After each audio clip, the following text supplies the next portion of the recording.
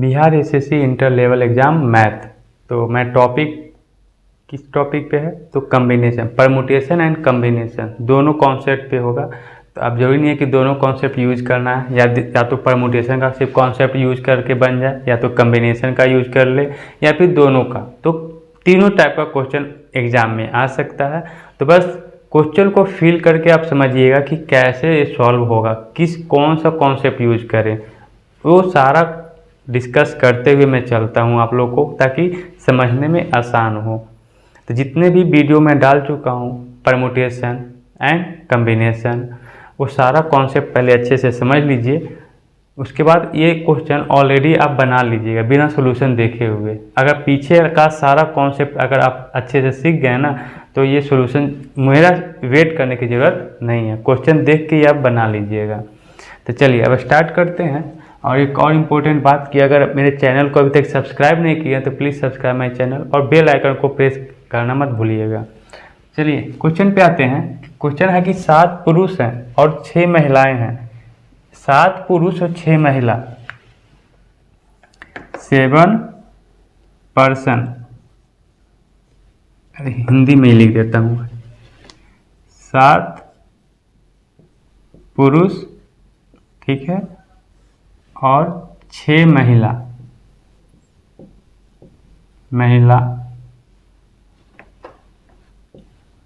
ठीक है, ये दिया हुआ है। इसमें से एक समूह है, 7 पुरुष और 6 महिला का एक समूह है, ग्रुप है। इस समूह में से 5 व्यक्तियों का चयन करना है। चयन मीन्स सिलेक्शन, इंग्लिश में सिलेक्शन किसका डिफिनेशन है, कम्बिनेशन का। तो इसमें से 5 पुरुष का मुझे दोनों में से कुछ न कुछ लेना है, कुछ पुरुष लेना है, कुछ महिला लेना है, और मुझे 5 व्यक्तियों का क्या करना है, चयन करना है। तो कैसे कैसे चयन करेंगे भाई, अब देखते हैं। अब कंडीशन दिया हुआ है ताकि समिति में कम से कम 3 पुरुष हो। कम से कम का मतलब कॉन्सेप्ट समझिए, 5 व्यक्तियों का चयन करना है, लेकिन कंडीशन है कि कम से कम 3 क्या हो, पुरुष हो। इंग्लिश में इसी को बोल सकते हैं एटलीस्ट 3 पर्सन, 3 पर्सन हो। इस कॉन्सेप्ट का मतलब है कि कम से कम 3 हो, ज़्यादा से ज़्यादा कितना भी हो उसका कोई लिमिट नहीं है। कम से कम 3 बोल रहा है तो 2 नहीं होना चाहिए, 3 मिनिमम, मैक्सिमम कितना भी। एटमोस्ट, ये प्रोबेबिलिटी के कॉन्सेप्ट में डिस्कस कर चुका हूँ। एटमोस्ट का तो ज़्यादा से ज़्यादा, एटमोस्ट का मतलब 2 से ज़्यादा नहीं, 2 से कितना भी कम, 0 भी हो सकता है। अगर 3 रहा, एटमोस्ट 3 यानी मैक्सिमम 3 होना चाहिए, 3 से ज़्यादा नहीं। 3 से कम है तभी काम चलेगा। क्लियर। चलिए, तो एटलीस्ट का मतलब तो यही हुआ कि कम से कम 3 पर्सन होना चाहिए। 4 पर्सन रहे तो भी कोई दिक्कत नहीं, 5 रहे तभी कोई दिक्कत नहीं, 6 तो 6 हो सकता है। मुझे 5 व्यक्तियों का चयन ही करना है और उसमें से 6 हम पर्सन ही उठा के ले लें। तो 6 व्यक्तियों का चयन कर लिए, 5 व्यक्ति का कंडीशन ही ना फुलफिल हुआ, तो 6 पर्सन नहीं हो सकता है।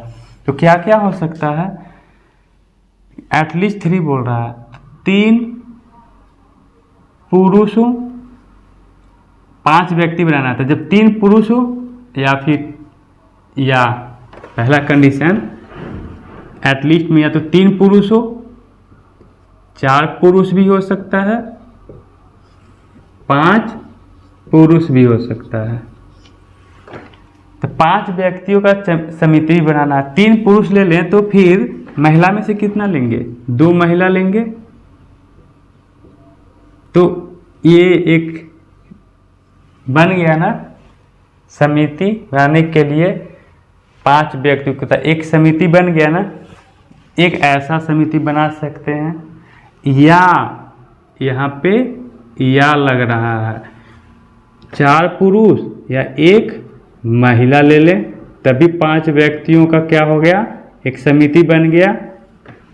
या हम क्या कर दें, पांचों के पांचों पुरुष रहे, कोई महिला ही नहीं रहे। या का मतलब होता है एडिशन। और रहता, एंड रहता तो एंड में मल्टीप्लाई करते। तो 3 पुरुष का क्या करना है, इसमें सिलेक्शन करना है। 7 में से 3 को सिलेक्शन करना है, तो 7C3 इंटू, देखिए 3 पुरुष एंड 2 महिला, यहाँ पे एंड लग रहा है ना कि और लगेगा तो फुलफिल ही नहीं होगा, 5 व्यक्ति फुलफिल ही नहीं होगा, इसलिए यहाँ पे एंड लग रहा है।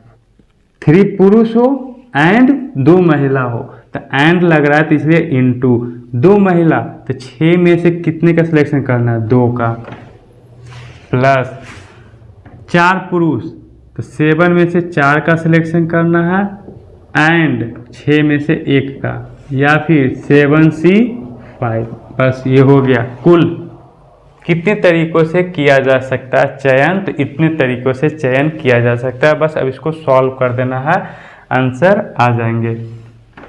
चलिए सॉल्व करते हैं। 7 फैक्टोरियल, तो फॉर्मूला होता क्या है, NCR, n factorial n minus r का फैक्टोरियल इंटू r का फैक्टोरियल। n है 7, तो 7 का फैक्टोरियल, 7 माइनस 3 है ना, n माइनस r, तो 4 का फैक्टोरियल, r में 3 है तो 3 का फैक्टोरियल, इंटू 6C2, तो 6 का फैक्टोरियल, 6 माइनस 2 4 का फैक्टोरियल इंटू 2 फैक्टोरियल, प्लस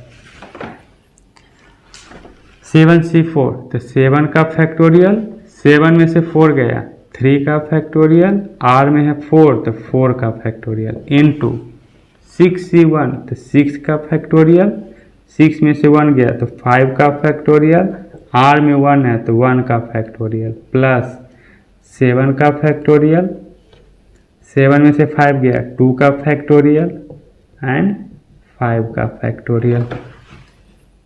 इसको सॉल्व करना है। 7 फैक्टोरियल को हम लिखें 7 इंटू 6 इंटू 5 का 4 factorial upon 4 factorial as it is रहने देते हैं, 3 फैक्टोरियल को रहने दिया, इंटू 6 फैक्टोरियल को लिख सकते हैं 6 इंटू 5 इंटू 4 का फैक्टोरियल अपॉन 4 का फैक्टोरियल इंटू 2 का फैक्टोरियल। ये सिर्फ सॉल्यूशन इतना का कर रहा हूँ मैं, इसका अलग करेंगे क्योंकि यहाँ पे स्पेस है नहीं।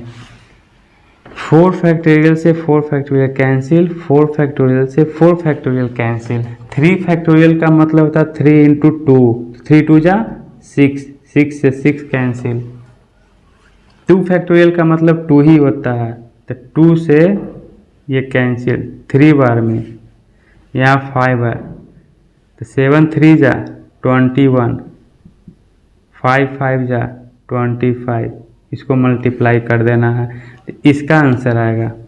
प्लस इसी तरह से इसका भी कर लीजिएगा, खुद से इसका कर लीजिएगा, आपका आंसर आ जाएगा। ठीक है, तो यहाँ पे ऑप्शन लिखना भूल गया, चलिए मैं ऑप्शन लिख देता हूँ।